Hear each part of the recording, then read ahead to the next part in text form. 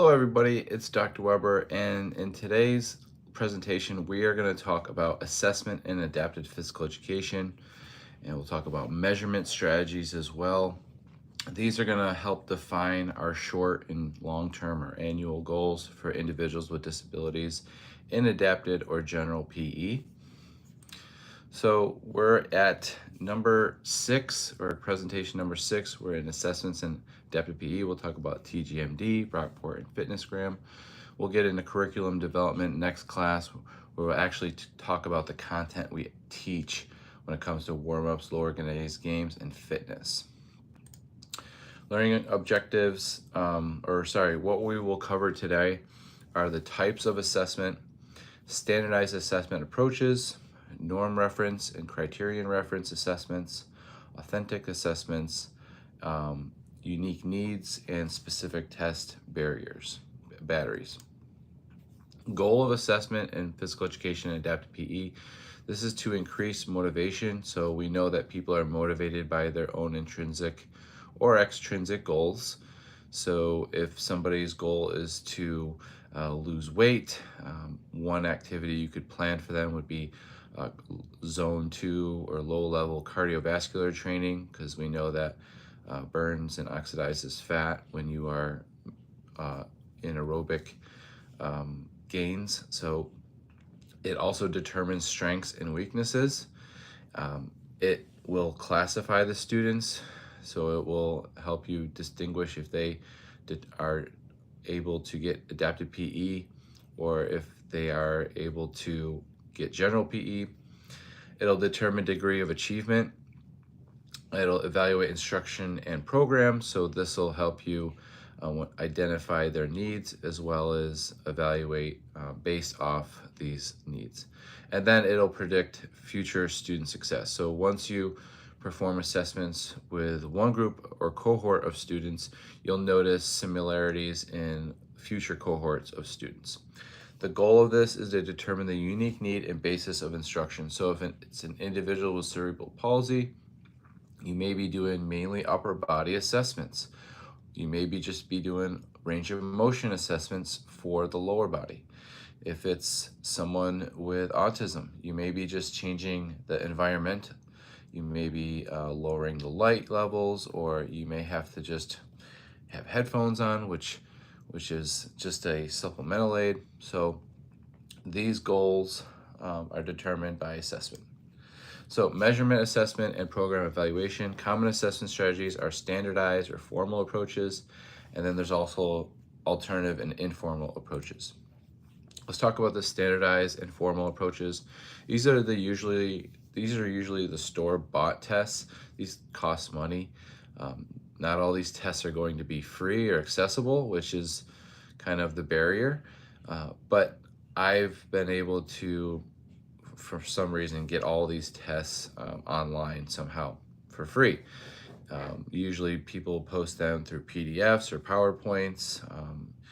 If you do enough research, you can find them.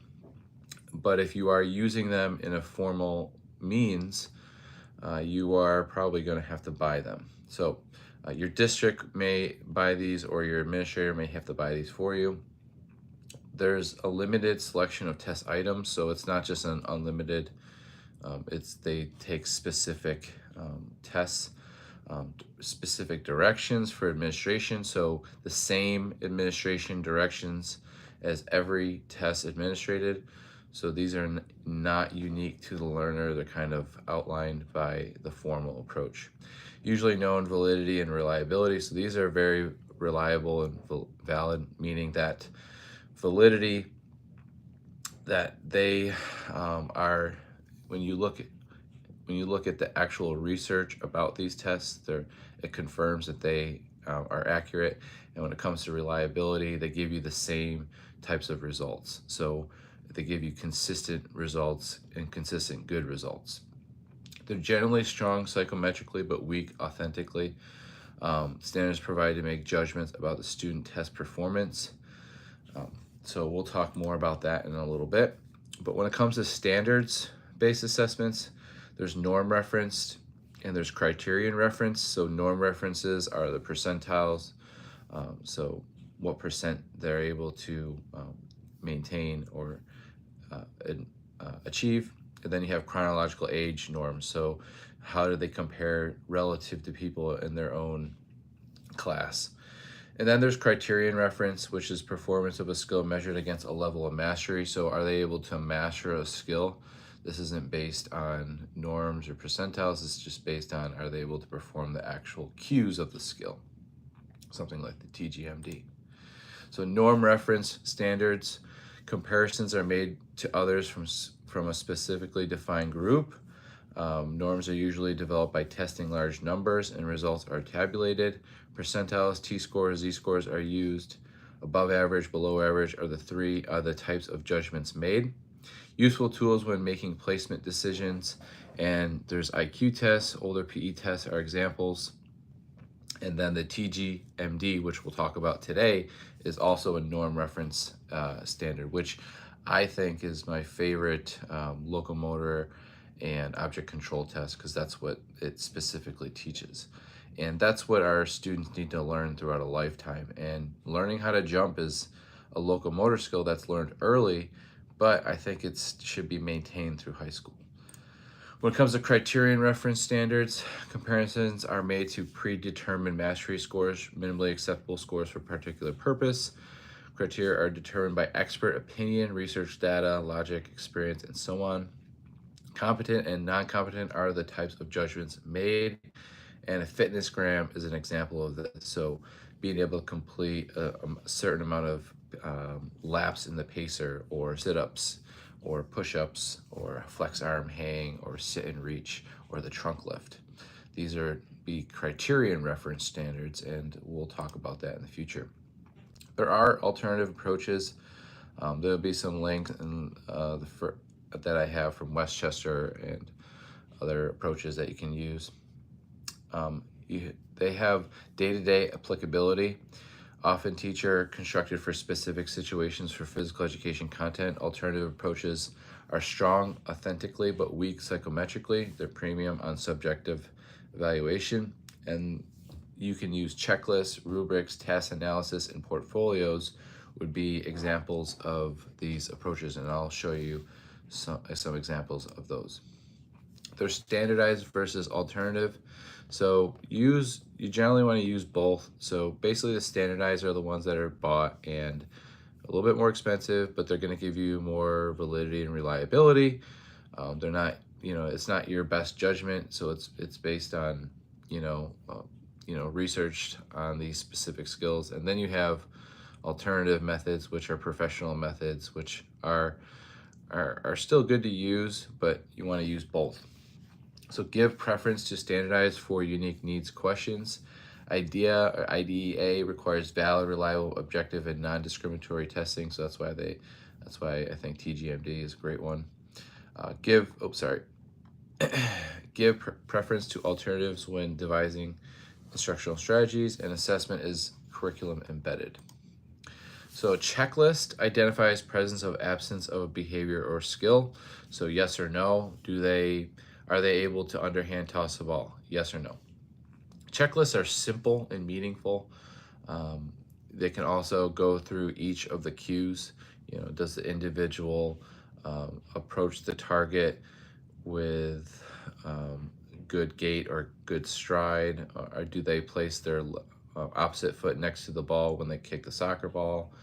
These would be kind of yes or no. Does not indicate the quality of the behavior. So whether or not the foot is turned in or out when the foot is next to the ball, or whether they follow through when they kick the ball, it's not about the behavior. It's more about, are they able to do the specific thing that you're asking. Helpful when using task analytic or ecological approaches, and then use with specific skill or series of skills. A rubric. In this type of rating scale, a student's performance is matched to one of multiple levels of skill via a set of criteria. So students look at like the TGMD, we'll talk about that. Students know where they stand and what needs to be done for improvement. Works well with IEPs. If present level performance is 2, then short-term objectives would be 3 or 4, or certain aspects of 3 or 4. So basically, if they score 2 out of 4 based off the rubric, uh, you'll know what they need to get for a 3 or a 4.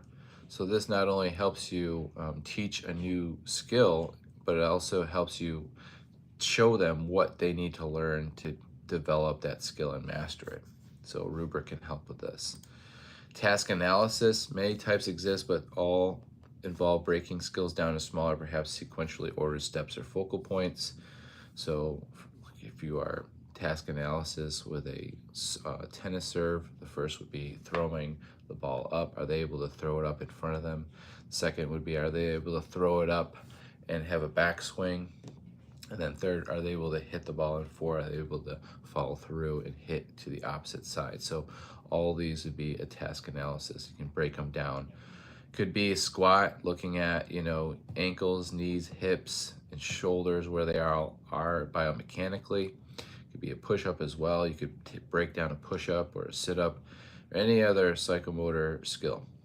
When used as an assessment instrument, missing components are identified and a strategy for teaching is revealed. So let's just say your heels come off the ground when you squat. Maybe you use a wedge when you squat. Maybe you fix the ankle mobility when you squat next. So maybe you focus on ankle mobility before squatting. So you can talk about, when you break down a skill, the specific component of the skill that is not being mastered or not being able to perform. And so that's what we're trying to improve with task analysis. It can be expanded for use in ecological assessment, including functional and top-down approaches. You can also develop a portfolio, a collection basically representative of student work. So it could be pictures, it could be qualitative assessments and notes and comments. Could be something like test results. It could be peer evaluations, journals, logs, and so on. I like this because it shows multiple assessments on multiple occasions. So it's a nice collage piece. Why do we assess? Remember, IDEA definition of physical education, it's in there. Physical and motor skills, fundamental motor skills and patterns, skills in aquatic dance and individual and group games and sports, including intramural and lifetime sports. So we do this because it's required by IDEA. And what do we assess? We assess physical fitness or physical activity. This includes motor skills, including reflexes, rudimentary, fundamental, and specialized skills as appropriate. So rudimentary would be just starting to learn it. Fundamental or functional would be being able to perform it. Affective skills may also be assessed in authentic settings. So like we talked about, cognitive and social, these are two things we can also assess as well. Why do we assess?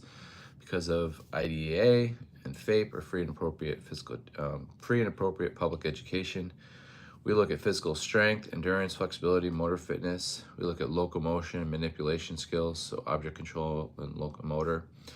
We look at gross motor, whole body movements, skills in aquatics and dance if possible, and group games. Minimally tests physical fitness or physical activity, motor skill. I'm not sure what that means. Minimally test physical fitness. So I guess they're saying, don't test too much, but I would go pretty in depth when it comes to the fitness gram and Brockport. We'll talk about that in a little bit. So there's going to be you're going to have to meet state or district guidelines. So all students should be incorporated in any state or district-wide assessment programs. So many physical education testing programs are required by districts, typically going to be health related and physical fitness. So things like BMI, muscular strength and flexibility, that type of thing. Participation levels include the following: use same standardized tests, provide appropriate accommodations, and provide an alternate test. Okay, the TGMD3, or Test of Gross Motor Development. This is the one I'm most familiar with. The purpose of this is to test fundamental movement patterns in preschool and early elementary ages 3 to 10, with emphasis on process rather than product of performance.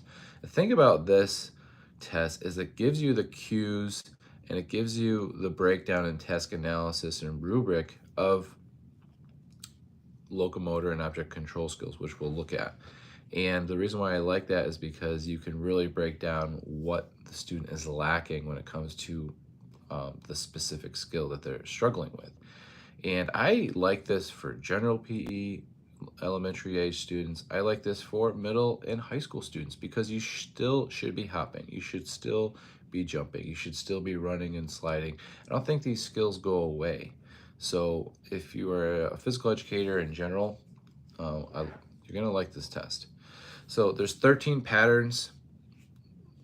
Are tested within the locomotor and object control subtests. So there's two subtests. Subtest basically means that there's two types, or there's different types. So you have locomotor, run, hop, gallop, skip, jump, and slide, and object control, which are ball skills: striking, stationary ball, stationary dribble, catch, kick, overhand throw, and underhand throw. So let's look at the pictures of what this looks like. So these are some illustrations of what the pictures look like for each step, that if you were to break down for someone with autism spectrum disorder or intellectual disability, you could show them what the skill involves and the breakdown of that skill. You could do that before you teach it, during you teach it, or during or after. You could be used as giant pictures on the wall. I just like having the pictures available, especially with the cues, because when I'm actually assessing the skill, I like to see both. So let's go ahead and look at my little guide we have here. So the equipment you'll need for the TGMD are things like a basketball, a 4-inch light ball, an 8 to 10-inch playground ball, tennis ball, soccer ball, wiffle ball for the paddle. It's not in there though. You'll need a softball, batting tee, plastic bat, 2 traffic cones, and 4 to 5-inch square beanbag, and a soccer ball. So basically the subtests, you have your gross motor, and then you have a rating score. So you have a total of the scores, and then you'll either be in the superior, very superior, above average, average, below average, or poor, okay? So it'll give you kind of a reading of what age level they should be at as far as age goes. So if you are 10 years old, 85% of students will be able to run. In third grade, it goes down to 40%. When it comes to galloping, only 5% of 3-year-olds are going to be able to gallop, where you have 56% of 10-year-olds are going to be able to gallop. So these are kind of the standards of mastery of certain skills. So something like catching should be an 83 percentile when they're 10, and when they're 3, it's only at a 1 percentile. So it's very low likelihood that they're just able to catch with all the specific cues. So there's performance criteria. So something like running, arm move in opposition to legs, elbows are bent. So it shows you the age. It also shows you the percent of if they're able to perform that. So for that specifically, arms move in opposition to legs, elbows are bent. 68% as third graders are able to do that, and then you have 3-year-olds are able to do that, and then you have 95% of 10-year-olds are able to do that. So this is all the performance criteria for the TGMD. It goes over running, galloping, hopping, leaping, horizontal jump, and sliding, striking a stationary ball, and so this all comes complete with the test. And then there's a picture here of what running looks like, and then it'll show you the equipment you need, the directions, and the performance criteria. So we'll talk about the actual test here. This is a good example. This is the 3rd edition, and this has all the locomotor and object control subtests. And when it goes to test uses, it is a diagnostic evaluation to determine child's eligibility for adaptive physical education. So looking at those percentiles, we can say, all right, what age level are they at? It plans individualized instruction based on child's strengths and weaknesses, so you can specifically see what they need to improve. It monitors the child's progress in acquiring gross motor behaviors over time. It requires reassessment, so it's not something you just do once. You have to keep doing it. You want to be able to count the number of learned movements over time. For example, the child learned 9 new performance criteria in 12 weeks. So we'll talk about how many performance criteria are in total in this test. And let's just say there's, let's see if I can get one of the scores here. So for example, let's just say it's out of 30 and your student gets 15 out of 30. Well, let's just say in 12 weeks our goal is to be able to get 20 or 25 out of 30 new performance criteria, or maybe it's just 1 or 2 performance criteria, whatever you think would be applicable for the individual. So for procedures, for each skill, demonstrate the skill for the student and allow for 2 formal trials. The coder will directly observe behavior or video records for later coding. Each motor control skill includes 3 to 5 behavioral components that are presented as performance criteria. In general, these behaviors represent a mature pattern of the skills. Score the student 0 if they are emerging. If they are just learning the skill, their skill lacks technique or precision. Score the student a 1 if the student can repeat the skill using repeatable, recognizable, or mature patterns. The specific steps in scoring are all items are listed below. So require the subject to perform 2 trials of each gross motor skill. Observe the student perform the skill and concentrate on the performance criteria.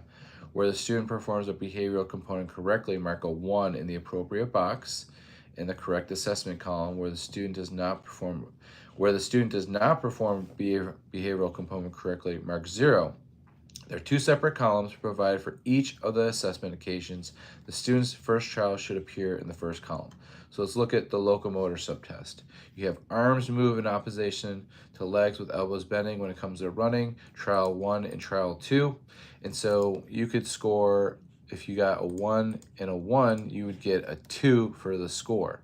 So if you got a 2, 2, and a 2, you would get 2, 4, 6, 8. So you would get an 8 out of 8 for locomotor.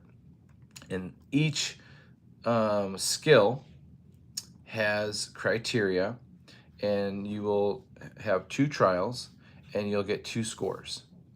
Okay, and so you'll add up the scores. So for this example, with running you could get 8, with galloping you could also get 8, with hopping you could get 8, with skipping you can get 6, with horizontal jumping you can get 8, with sliding you can get 8. So that's 8 times what, 6 or 7, 56 minus 1. So it's like 50, it's about 55 points or something. Then you have your object control subtests. So these are going to be your manipulative skills, like performance criteria for a 2-hand strike of a stationary ball. This has 1, 2, 3, 4, 5 times 2. So that would be 10 points you can get for the 2-hand strike. Let's break it down. So students' preferred hand grip, bat above non-preferred hand grip. So are they able to hold the bat right? So they have the preferred hand above non-preferred hand. So if you're righty, that means your right hand is on top of your left hand holding the bottom of the bat. Child's non-preferred hip, shoulder faces in direction of straight ahead. So meaning that their left hip, if they're right-handed, would be side angle facing the pitcher or ahead. And then hip and shoulder rotate and derotate. So they rotate in opposite during the swing. So you have your hips go one way and your shoulders go one way.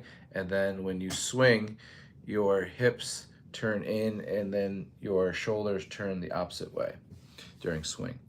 Do they do that? So are they able to rotate and derotate? Then steps forward the ball with non-preferred foot. So that non-preferred foot or your left foot steps forward. Hit ball sending it straight ahead. That would be the last criteria. So trial 1 and trial 2, what are they able to score out of 10 in that specific one? You also have 1-hand forehand strike, which breaks it down as far as backswing, non-preferred stepping, striking ball toward the wall and following through. You have 1-hand stationary dribble. You have 2-hand stationary catch. You have kicking a stationary ball, overhand throw, underhand throw, and then you also will have some comments. So here's some example of some comments I think I have up here. Let's see. I don't believe I do. I just have some pointers. So when completing comments and summaries, include the behavioral components listed under the performance criteria. Teachers should reflect on the pre-rudimentary, emerging, 0, functional 1, or mature 1 movement patterns. Use a 0.5 if you are in between. So if you want to get really critical, you can use a 0.5, but I would try to stick to 0s and 1s. That way you're not playing around with that. But if you want to get, super critical, I guess you can, because I've done that before where I'm like, I'm kind of caught in between.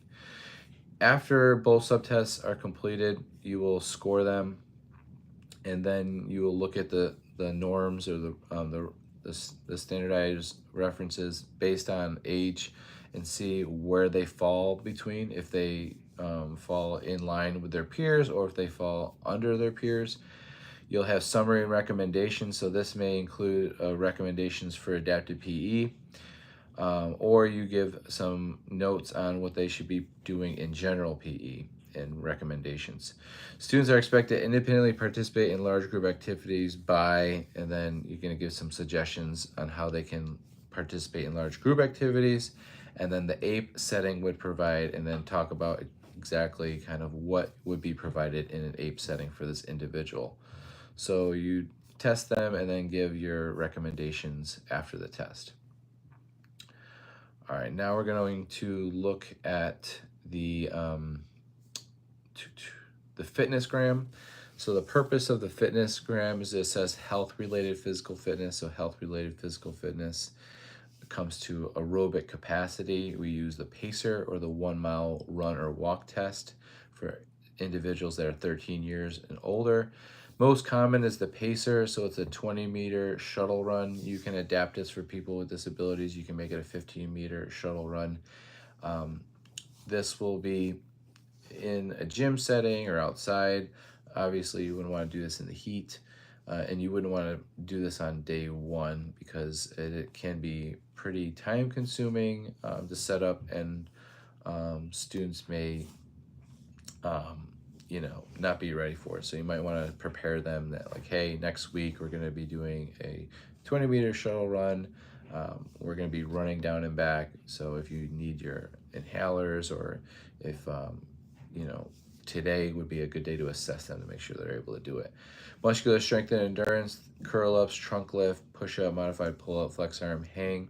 So the trunk lift is when you're on your stomach and you lift up on your chest and you try to see how far you can get your chin up off the ground. The curl up is like your sit up. Your push up is your basic push up.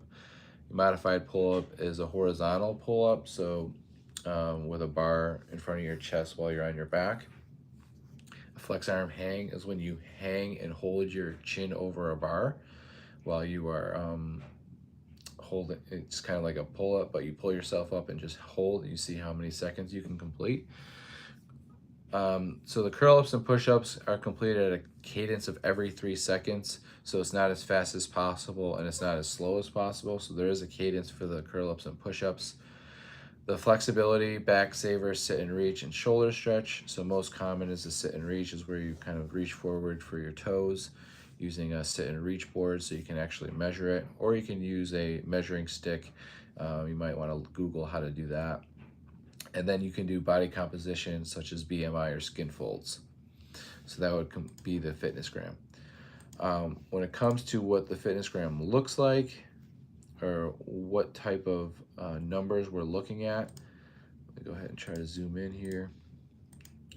So when it comes to the mile run, we're not going to have 5 to 9-year-olds do this. This isn't not recommended for that age. But when they are 10 years old, they should be able to complete a mile if you'd like them to. But when it comes to let's see here.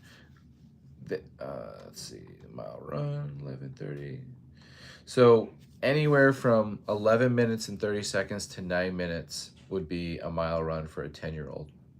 When you're 17 or older, you want to go from 7 to 8:30. So These are all healthy fitness zones. There's adapted fitness zones, and there's zones specific to intellectual disability and cerebral palsy. So make sure that you're also comparing them to people, not just general ed peers, but peers with their same disability. Because this right here, what I'm showing you, is just people without disabilities. I'm going to show you some for people with disabilities as well. But for general population, when you're 17 years old, you should be able to complete a mile within 7 to 8.5 minutes. Okay. Obviously, it goes down as you get younger. For the 20-meter pacer lap, when you're 10 years old, we're looking for 23 to 61 laps. And when you're 17 years old, we're looking from anywhere from 72 to 106 laps in the 20-meter pacer. So the pacer test is going to test VO2, your VO2 max, and it's going to test your cardiorespiratory endurance, which is an indicator of a strong health and in general health, because if you're going to have the strength to be able to do that with your legs. So it's more than just heart and lungs. It's also muscular endurance as well. So when it comes to the skin fold measurement, you should be anywhere from 25 to 10% fat, 25 to 7% maybe when you're a little bit older. But when you're 5 to 8 years old, you want to have at least 10% fat. The body mass index should be 14 to 20 when you're 5, and 15 to 20 when you're 8. We want to stay, that would be kind of like a healthy zone. BMI, you want to be between 17 and 27 as a 17-year-old boy, or 16 to 25 if you are a 15-year-old boy. And these are all for boys. There are reference data for girls as well. As far as curl up goes, how many sit-ups should you be able to complete when you're 17? 24 to 47. When you're 10, 12 to 24. And if we were to assess a 5-year-old, 2 to 10 is what we'd look at for sit-ups. As far as the trunk lift, as far as how many inches your chin can get off the ground when you're on your stomach, 6 to 12 inches is a 5-year-old, 9 to 12 inches is a 17-year-old. So it doesn't change that drastically. You should actually have pretty good flexibility throughout 5 to 17 years old. Push-ups, anywhere from 3 to 8 as a 5-year-old, anywhere from 7 to 20 as a 10-year-old, and anywhere from 18 to 35 as a 17-year-old. Modified curl-ups or modified pull-ups, so those horizontal pull-ups, 2 to 7 as a 5-year-old, 6 to 17 as an 11-year-old, and 14 to 30 as a 17-year-old. Flex arm hang, that's when you're hanging over the bar. 15 to 20 seconds is recommended for 17-year-olds, and 6 to 13 seconds recommended for 11-year-old. As far as inches for the back saber sit and reach, 8 inches for that, and then the shoulder stretch, touching fingertips together behind the back, both sides, right hand and left sides, are able to touch the fingers. That's a yes or no. Okay, so those would be some boy recommendations. I have some I have some fitness zones for boys with intellectual and girls with intellectual disabilities as well in this document. I have test item selections for youngsters with cerebral palsy. So what would be recommended, what would be optional. So something that would be recommended would be aerobic functioning, body composition, musculoskeletal functioning, such as the Apley's test. So that shoulder test would be recommended. Something like what would be optional would be dumbbell press. Okay. Something would be optional would be dominant grip strength. Something that would be optional would be, let's see what else they got here. Doing skin folds on triceps. So this gives you there's some other information on this that tells you kind of what, and here's some girls fitnessgram standards for healthy fitness zone here. We have healthy fitness zone, okay, very lean, We have all these different readings here, and these are all fitness gram related. So fitness gram, we typically will perform the fitness gram in the beginning of the semester, and at the end of the semester, we'll combine that with either TGMD, or we will use another test like the Brockport physical fitness test. Okay, this is going to be more in line for people with disabilities than the fitness gram. The fitness gram is what is kind of the general PE standard, but the Brockport physical fitness test is more for people with intellectual and developmental disabilities. So this is geared for people that are aged 10 to 17. So it's perfect because TGMD is 3 to 10. And then you have Brockport Physical Fitness, which is 10 to 17. So it kind of gets your whole sport and fitness of a developing individual from 3 to 17 years old, which is when we have them in K through 12. So there's 4 to 6 items. So typically you'll pick 4 to 6 items, and there's 27 possibilities based on a personalized approach. So basically you'll choose 4 to 6 out of the 27 tests. So you're not performing every single test under the moon when you are assessing an individual. You have to think about what are the most important tests I think are most applicable for this individual so that they can complete general PE with their peers. So scoring, test scores are compared to criterion reference standards based on gender, age, and in some cases disability. Closely related to fitness gram and supported by computer software. Okay, let's go ahead and take a look at what this looks like. So here we have the Brockport physical fitness test. This is actually the school I went to, so we're very familiar with this. I got my undergrad here.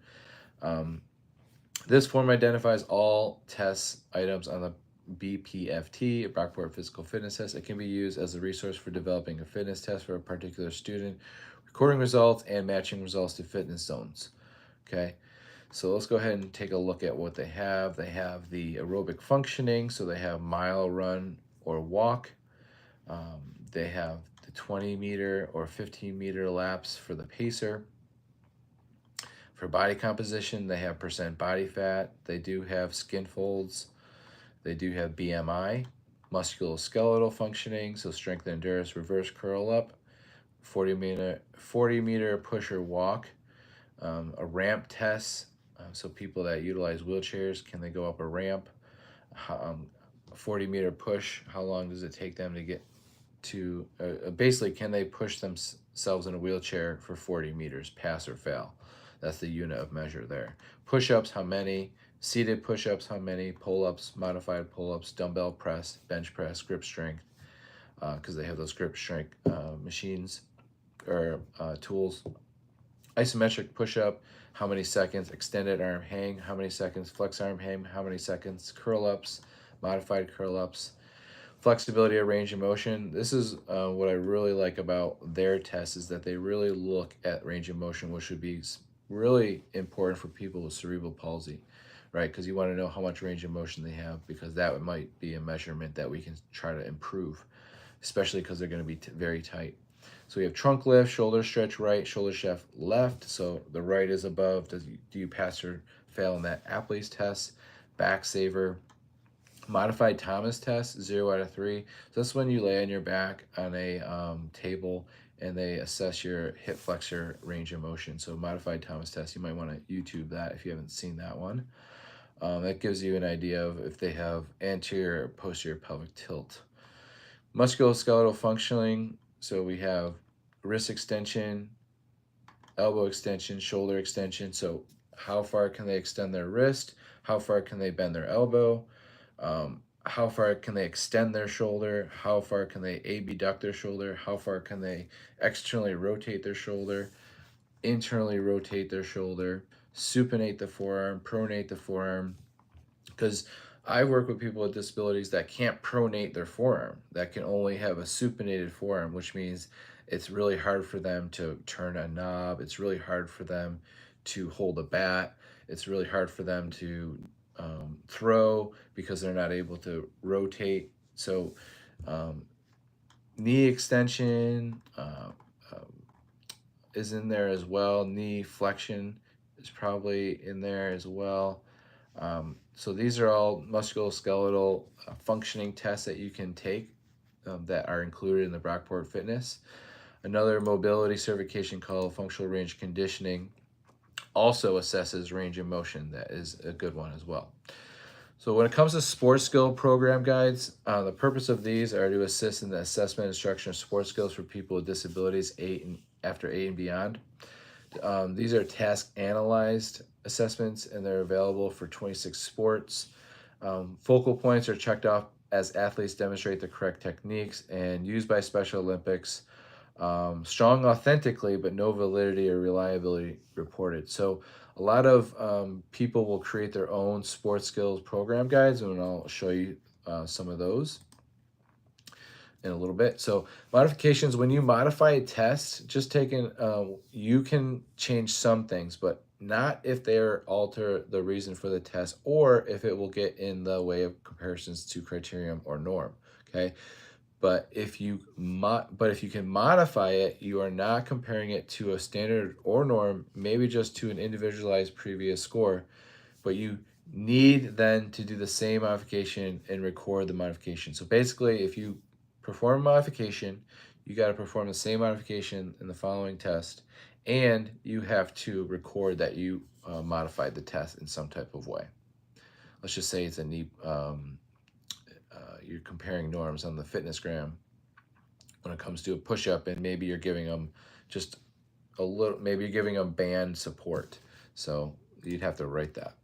Modifying versus accommodating. So changing something in order for the student to level the playing field, sign language, bell and ball, orange ball, taller cone. So that changing something that changes the outcome. So shortening the distance, hanging size of the ball, changing size and shape and weight of the batter ball, or changing the type of ball. So these will be kind of different, modifying versus accommodating in testing. So when it comes to different authentic tests, we have a wide variety that we're going to check out.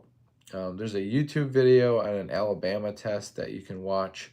I really like this one from Monica Lepore over at Westchester. This is goes over tons and tons of tests. It goes over fitnessgram. You're going to see all of Brockport in here as well. It goes over more criteria for the push-ups. Goes over scooter push on stomach, wheelchair push, wheelbarrow walk, commando crawl, curl up form. It goes over object control skills like rolling, ball push off, lap, or bowling ramp. So it gives you options maybe for people with that utilize wheelchairs. So striking bat or striking with a bat, and it goes over lots of yes or no's or one or twos, zeros or ones, basically if they can't do it or if they can do it. Striking with a racket, kicking off a tee or footrest or wheelchair, catching a ball from a fly, catching a ball from a fly modified, catching a ball from a bounce, trapping a rolling ball from a sitting position. So these are modified for individuals with both intellectual and physical disabilities. Jumping on a mini trampoline, wheelchair thrust, arm thrust, hop and stand on one foot. This goes over the TGMD. They got them all on here as well. Bounce, pass, passing, volleying, serving, baseball. So it goes over all the different sports that you can think of, and it's got all these great authentic assessments. Now these aren't going to be research backed or might not have validity or reliability like the TGMD. I mean, you have the TGMD as an example in here, but you also have authentic assessments that were created by professionals in the field. Here's another authentic assessment from the University of Virginia. So it'll go over physical fitness, and it will have a category: adequate, needs improvement, significantly inadequate, or not observed. So performs activities that require upper body strength. Example, push-ups, throwing, chest pass. So more broad than specific. And then it'll have something like performs activities that require lower body strength, so running, hopping, and kicking. Is it adequate, needs improvement, inadequate, or not observed? And let's go down to gross motor skills. Are they able to perform non-locomotor skills like twisting, turning, balance, and bending? Adequate, needs improvement, or significantly inadequate.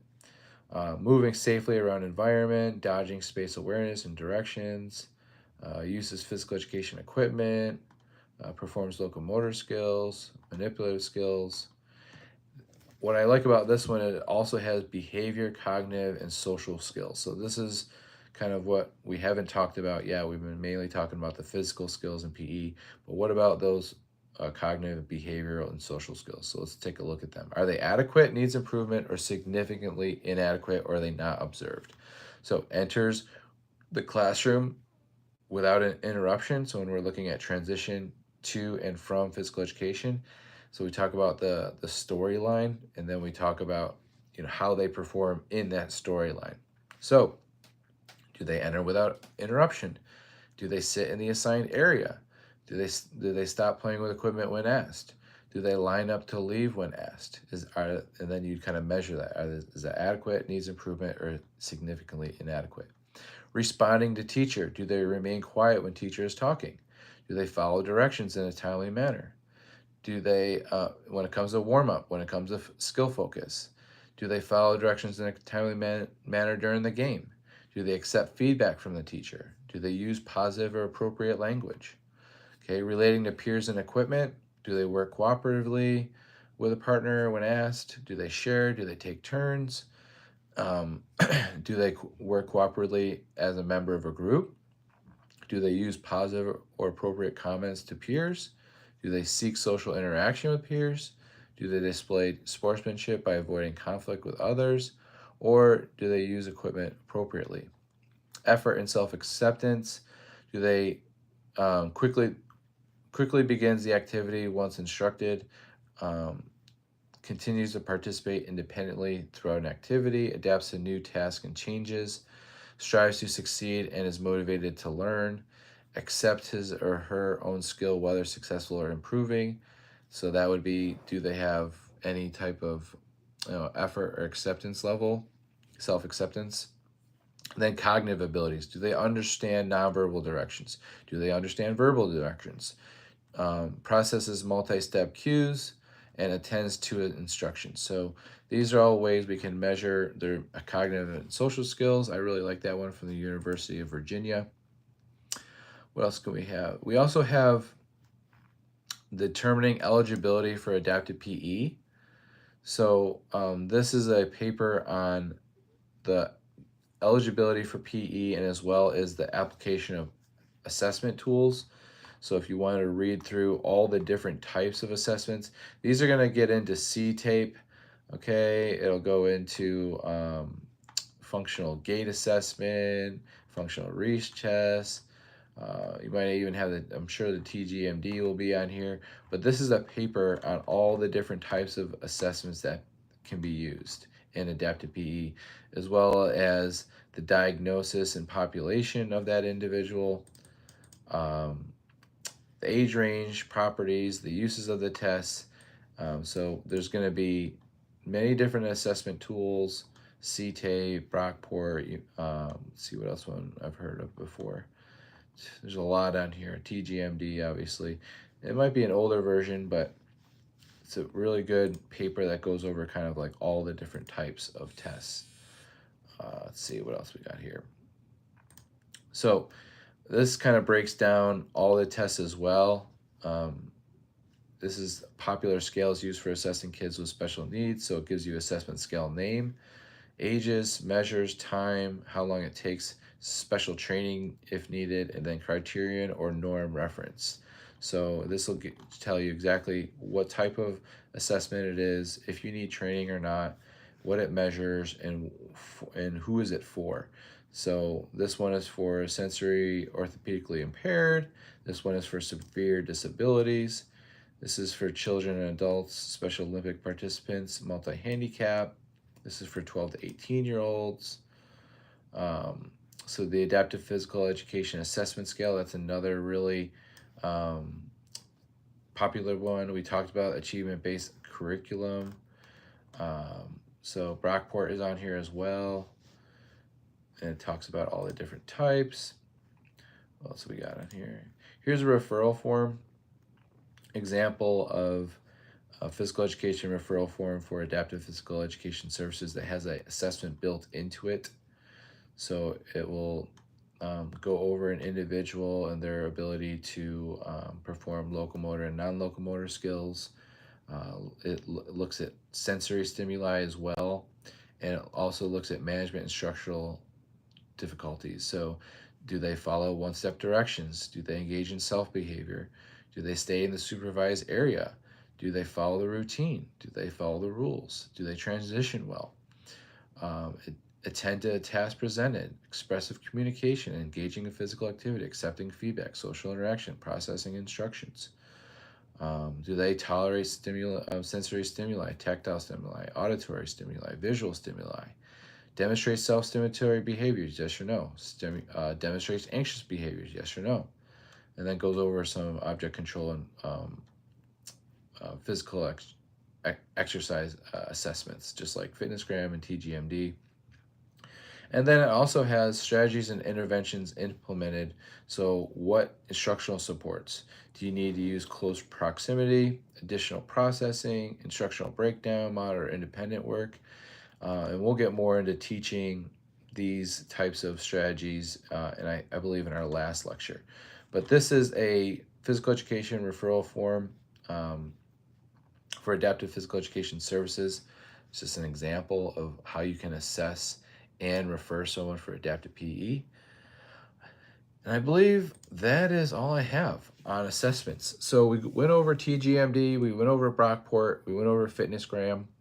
Basically, they're all the basic locomotor and physical fitness and object control skills that you need to understand by the time you're a 12th grader. And so we're teaching individuals with disabilities typically the same exercises and sports skills as people without disabilities. We're just adapting those disabilities for them so that they can in turn be more included in general PE, or we can just understand how to create effective short and long-term and annual goals for them based on the criteria, based on the rubric, based on the task analysis, and we can break down what specific component of a skill do they need help in learning. So what is next? We'll talk about curriculum development. So we're going to look at lesson planning, how I create my lesson plans when it comes to warm-ups, low organized games, and fitness.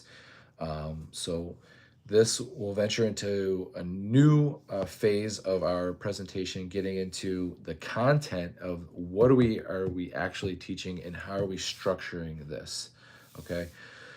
Now we've had our fundamentals covered. Let's get into my favorite part, which is what are we actually teaching and what does it look like? I'm going to show you some videos as well. I look forward to it. Have a great day and see you later.